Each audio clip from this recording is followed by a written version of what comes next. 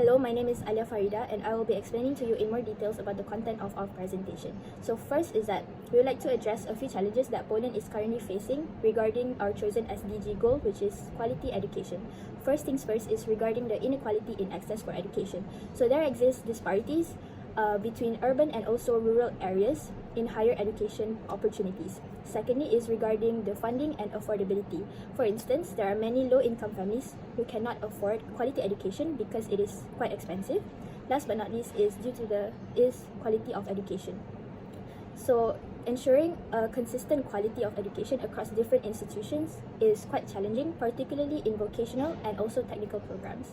Now, how do we actually address these challenges? Firstly is by reducing inequality in access, where Poland should invest in better educational infrastructure and resources in rural areas. Secondly is by improving funding and affordability, where they should expand scholarships and financial aid for lower income families. Last but not least is by enhancing quality of education by updating the curricula and also improving teacher training. Now, as for Malaysia, the problems that we are currently facing here is firstly also inequality in access, which is also the same as Poland, where students or people in rural areas or with unfortunate financial backgrounds have lesser access to quality education. Secondly is that there is also a decline in STEM students, where students find STEM to be too complicated and are uninterested to pursue their studies in STEM. And last but not least is infrastructure and resources, where in rural areas there are very few educational institutions and also few facilities and resources for these students to learn. Now, how do we actually address these challenges is firstly by improving educational access, where we should implement specific educational programs that are especially targeted at rural areas.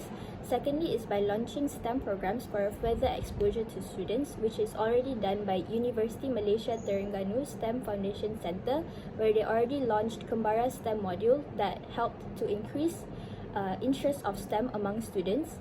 Last but not least would be upgrading infrastructure and resources, where we should invest in facilities for schools and universities to provide a beneficial learning environment, especially in the rural areas. To conclude everything, I think having quality education is very important, and considering the fact that the problems regarding quality education faced by both countries are quite similar to each other, this proves that we should all help each other so that we could overcome these challenges and hence creating a better education system for the people in our country. Well, thank you.